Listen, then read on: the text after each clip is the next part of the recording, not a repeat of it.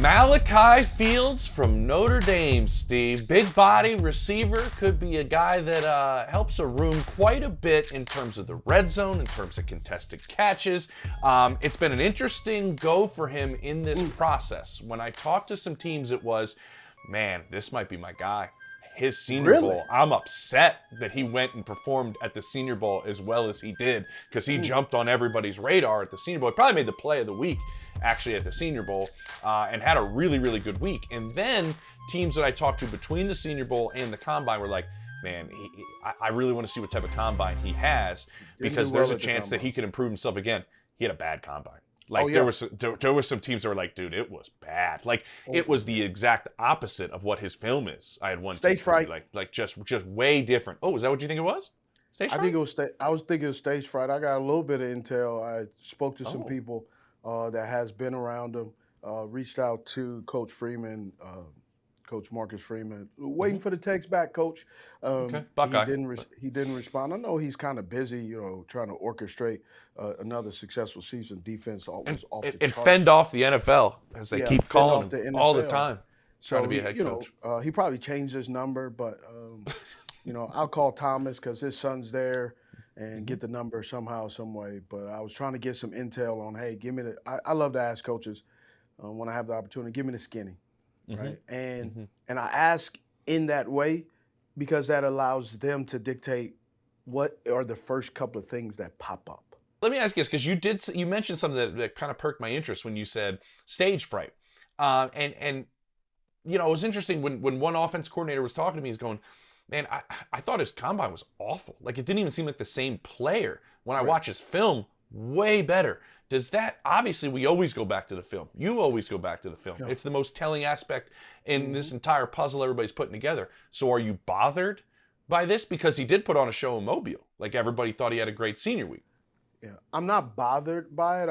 I'm only bringing it up because this is part of the process. This process, exactly.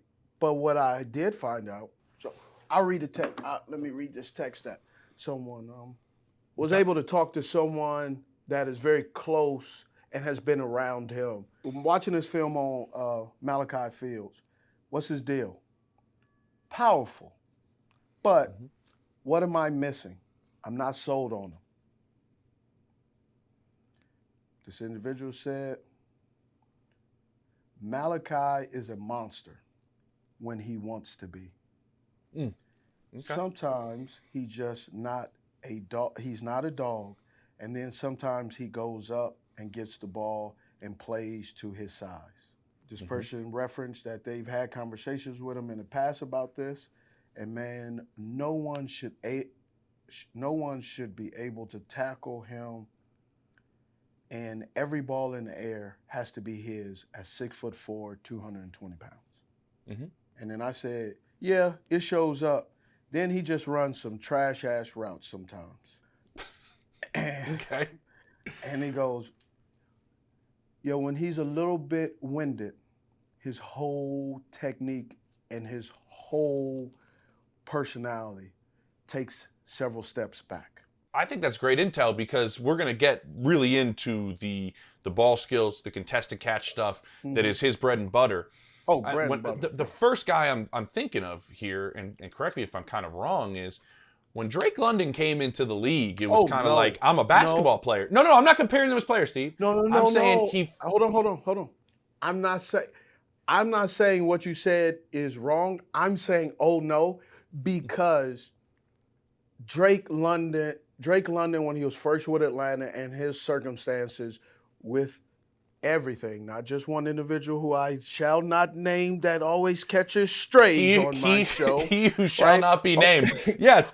Overall, so I just said it out loud, so I didn't mean it like you. I was like, oh no. Okay, I get what you're saying. So what we saw in him was he has found that dog in him. Like, he has found this next gear as his NFL career's gone on, this next ability to just go up and be, ball is mine, like all those type of instances. So I guess if I'm anyone looking at Malachi Fields, I'm going, okay, we've seen it change and become consistent because it's there. Like you said, I have it in my notes here from multiple scouts. He's a monster. Like, it's definitely there about Malachi Fields. So how would you go about, like, when you get him in your building going, okay, this is something that you have, but we need it all the time. How do you fix that? How do you find that? Because I was using Drake as an example because he did find it, and now he is there. And Arthur Smith was on him consistently. I remember and hearing how Arthur Smith was consistently on Drake London, not because he felt he needed to be pushed. It was because they saw greatness in him, like he is today. They saw in him, right, immediately. But he didn't see it. He didn't believe in it. And then with Raheem, right? Raheem is a defensive guy, but Raheem is all about coaching up his guys, especially guys he loved. And Raheem loved this guy. He loved him. And so he pushed him. And that's what you see tape of Raheem trying to press him up and he pushing him down because Raheem stayed on. I remember last year when I was at training camp, he was having a tough day, a really tough day, dropping passes. And Raheem looked over and goes, "Oh, Steve, I know why he's dropping passes, because you're here.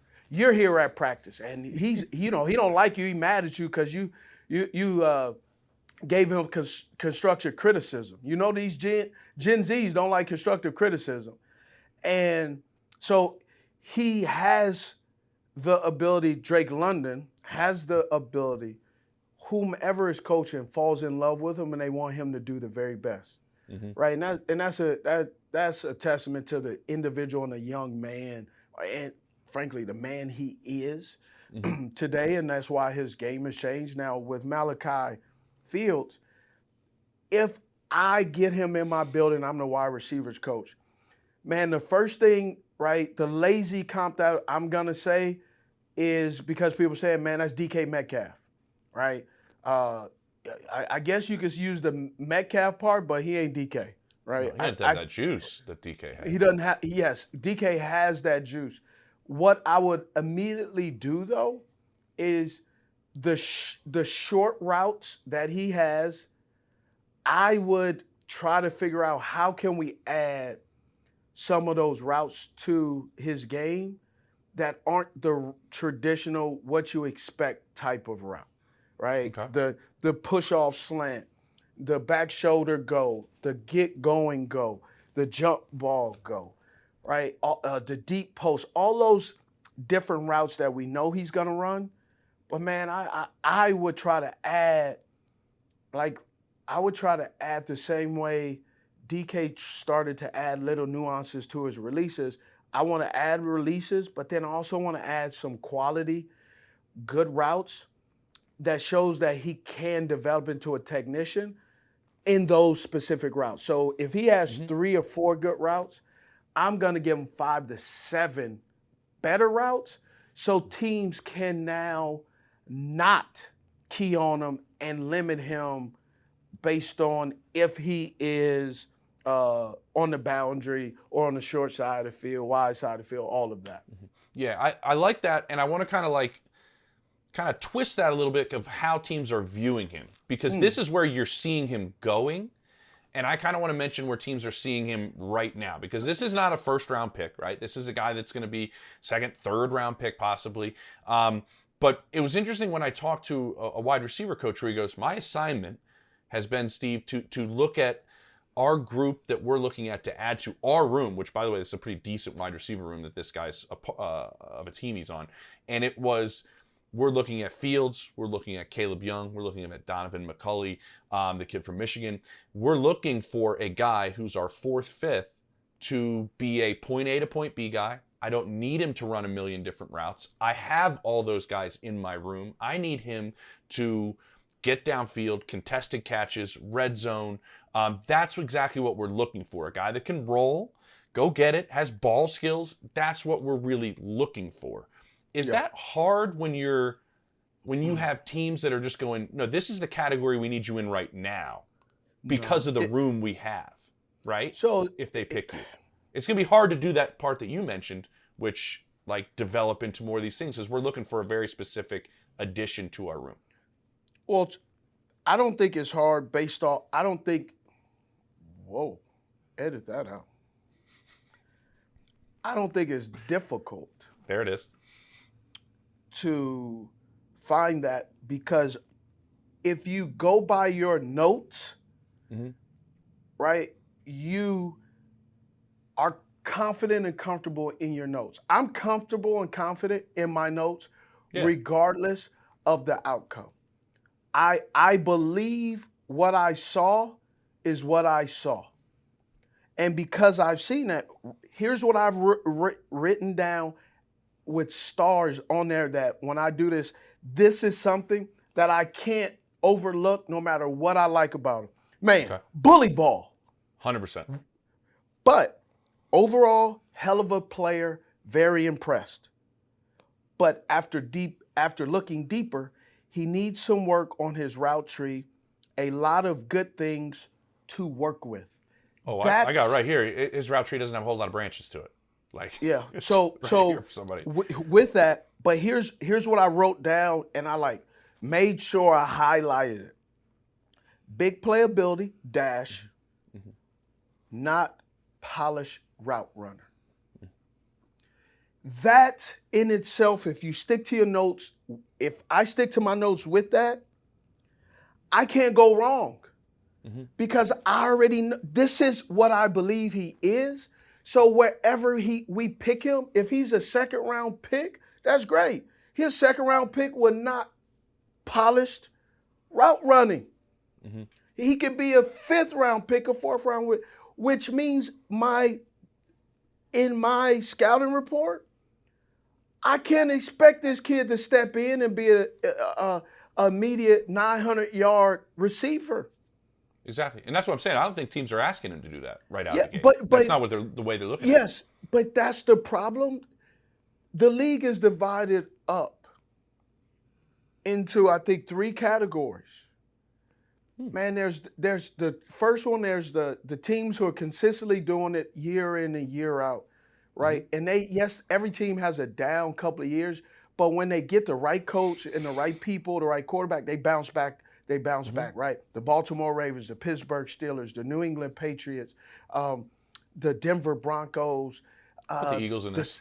The Eagles, the Seattle Seahawks, the San Francisco 49ers, the Cowboys.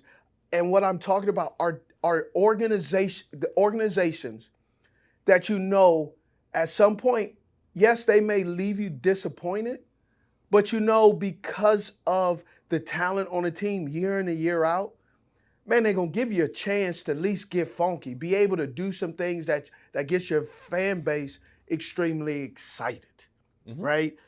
And so when you have those in those 3 categories of this, man, give me the best of the best, creme de la creme. Okay. Then in the middle, it's kind of like, man, it don't have to be the best, but damn, don't give me the cheapest. That right there in the middle. And then there's the bare bones. It's, man, just give me a hoopty. Let me get the wheels. I know the blinkers don't work. I know the damn gas gauge is off. It got 300,000 miles on it, and it got a crank on the, rolling down the window. But it doesn't need a key. You just turn it over. You just turn it over and it starts. Yeah, because you got the screwdriver. Like that. Yeah. Right. Steve, with the 3 buckets that you're mentioning that these teams are in, like, that's why I was mentioning a team that actually isn't probably in that first one, when you got a really good 1 and you actually have a 2. And so you're looking for pieces in the draft. You're hoping he's sitting there in the 3rd round. And Malachi Fields goes, this is what's lacking in our room. People always bring up that basketball team type of vibe where it's like, we got this guy. We don't have a power forward that's going to go down the field and make plays. And I feel like that's kind of the box he's checking. And then can you bring the route running aspect along with it? I guess the part with the route running that's been asked to me, and some teams don't have an answer, is can he separate enough at the NFL level with the way he runs those? Obviously, his size helps him, but can he find a way to separate himself enough? I think he's fast enough, and he can. Fields is fast enough, and he can separate. I think because of his limited route tree, teams, especially in college, were anticipating what type of routes he would run in. So by doing that, they either were pressed or they were kind of in no man's land a little bit, where they weren't impressed, but they weren't in off because they already knew what routes he was going to run. So it was a lot of times hold up, rally for the troops to come, because he's a big kid and a tough tackle that not one young man is going to tackle this guy. It's taking 3, 4, 5 guys, and he's still on his feet. They had to blow the whistle there because no more momentum. Yeah. Right? I know he's talking about some of those plays. He tries to run people over. Yeah. Oh, yes, he does. And the thing is unique with him is he's not one of those big guys that, oh, no, he doesn't know how big he is. He doesn't know, what he's capable of doing. He does. He knows. I think he knows better than anyone. That was one thing, Steve, I wanted to ask you, because everybody's kind of going like, okay, well, like, the feet aren't outstanding in terms of quickness, in terms of twitchiness in that sense, but he is kind of an intelligent route runner. I heard that from a couple of people. Is that just he just has a pretty good understanding of what he can do, and so he uses that to his strength? Yeah, okay. And he understands what he cannot do. I've always believed in this when I tell young guys when they say, hey, I said, man, go to the scouting department in your organization. Have your coach, have your agent call the general manager to tell him, go to the scouts up there and go up to the front office and say, hey, give me my scouting report as if I was the opponent. But I don't want the scouting report on the positive. The positives is what got you here, bro. Yeah. So stroke yourself behind closed doors, okay? Right?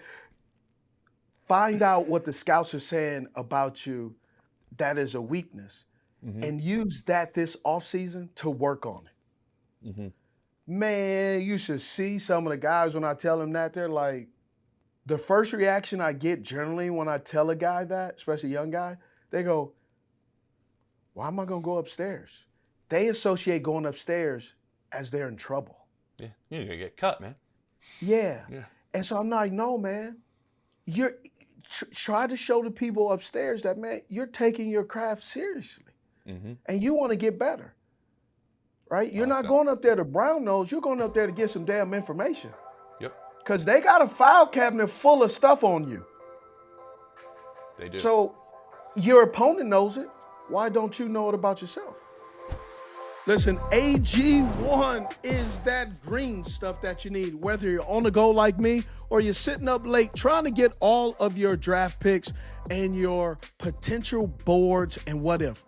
So that means I'm up late sometimes snacking on things I don't need to snack on. But AG1 gets me right the next day with helping protect and improve my gut health. Also, for me personally, building up that routine, whether I'm at home or on the go, I am ready with the green stuff AG1, 75 minerals, vitamins, all what you need to get yourself moving. And for me, around that 3, 4 o'clock time in the afternoon, AG1 early in the morning keeps me going. It gets me going, and I don't have that afternoon burnout. I actually go longer and faster. So I really enjoy it. Go to drinkag1.com/89show to get an AG1 flavor sampler and a bottle of vitamin D3 and K2 for free in your AG1 welcome kit with your first AG1 subscription order. That's a $72 value.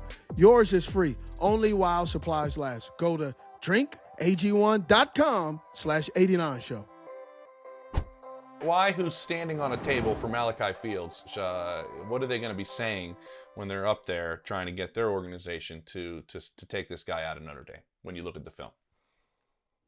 He's a grown man. He high points the ball, attacks everything, and he does a good job. He's not a typical wide receiver with the ball in his hands. No matter how you get the ball in his hands, he gives your offense an opportunity to have some special things happen. It is very evident in that happening. And he's 6'4", 220 pounds. Now, what's interesting is the Notre Dame stuff, yes. But what really kind of made me kind of worried is his Virginia tape. Okay. Is that Virginia for what, 4 years? He was at Virginia Yeah. for 4 years, right? And that Virginia tape really did a number of things where I was kind of like, ooh, I don't like this. And he put it on film. And unfortunately, I'm going to have to show you some of that film of like what does he have? So let's get into the numbers, man. Out wide, 88% for the career, 89% in the slot, 9.7, but basically overall 10%.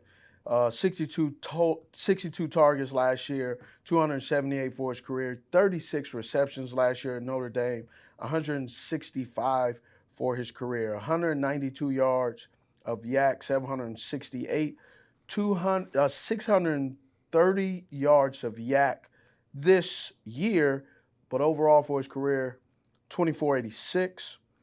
First downs, he had 27 last year for his career, 115. One drop for 2025, 10 for his career. Deep passes, explosive plays, 8 for 291 for 37.1. Intermediate, 8 for 153 for 2020, 22.6.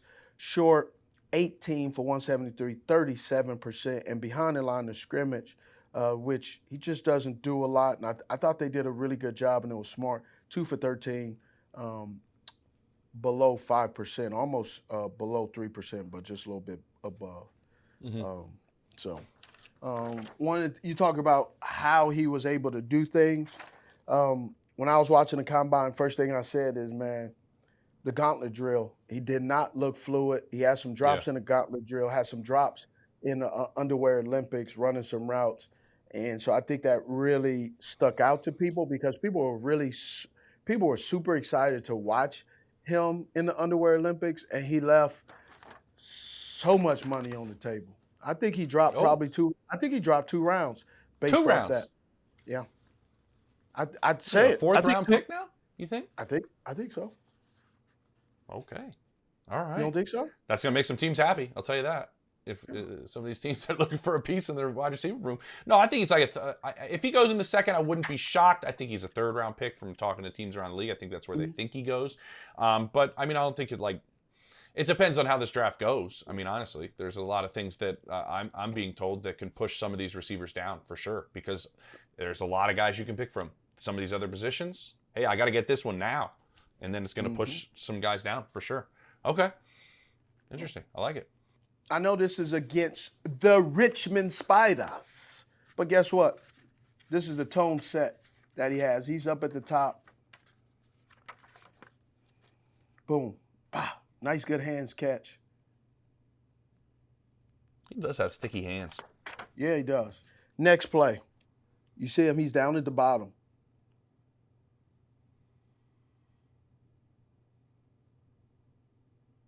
But watch this damn catch. Yeah, he makes wow catches, man. Look at that. Now, this is a shot to one of my homeboys, Kenny Moore. Going against sorry-ass Wake Forest. Kenny Moore.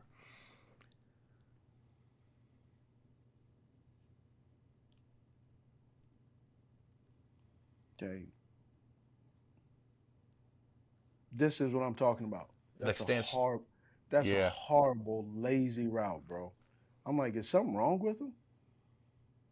The way he catches it, he runs such a bad route that the way he catches it, he's surprised that the dang quarterback threw it to him. Yeah, it just didn't look. All right, here we go.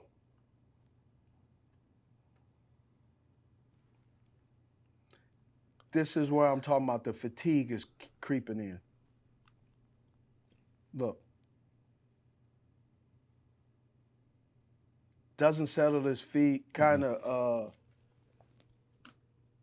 comes in the screen, and I want to show you in the end zone, comes into the screen almost like he's running a route not expecting, like, man, I'm not legitimate.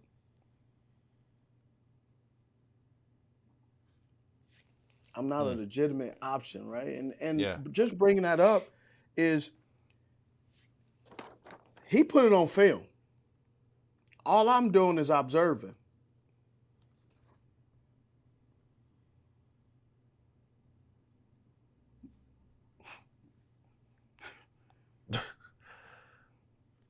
That's why they went and got him? Yeah. Took half of the team. Yeah. All right. So let's go ahead. Let's jump on down to 2025 at Notre Dame. There's some stuff on Notre Dame. Man, crazy good. Mm-hmm. I would love to see a little bit more creativity on this route. Okay. By Fields. But one of the things that you can't do, sometimes you just got to go, only thing you really care about is the outcome. Mm-hmm. Show that again. Down there at the bottom. Widens. Try to utilize his athleticism versus technique. And in a league, that's going to get you caught a little bit. But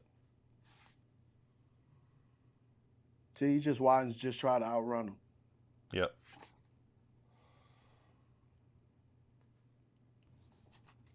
Watch this, though.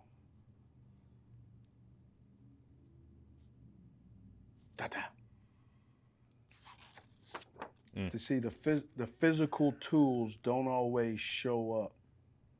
Well, they can't always save you? They can't always save you. As E40 would say, no, that was sugar-free, actually. Can't save them. Mm-hmm.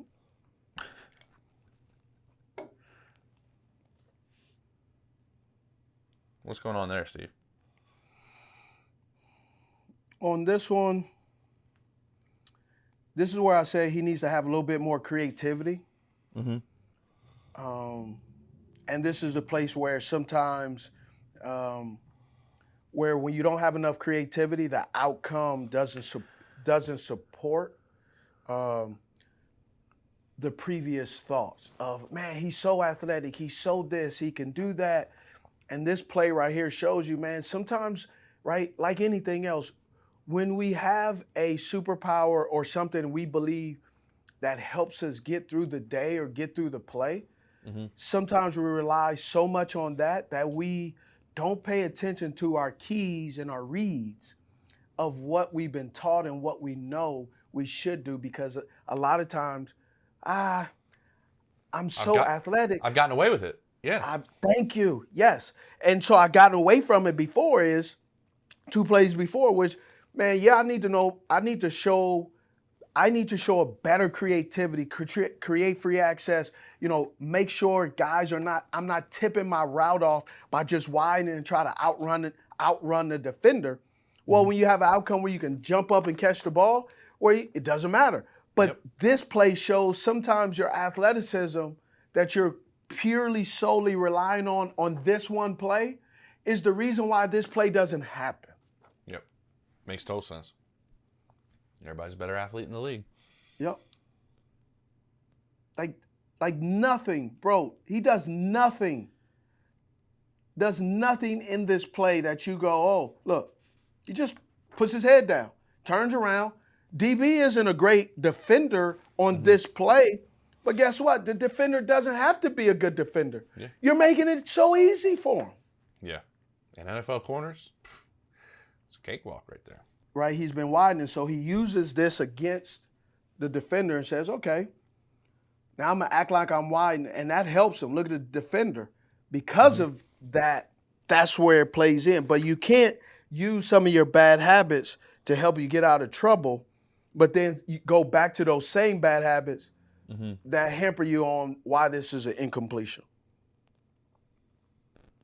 Look at this, though. Oh, well, he's held. I don't understand why there's no flag being thrown. Right. Because this is holding in every jurisdiction. Europe,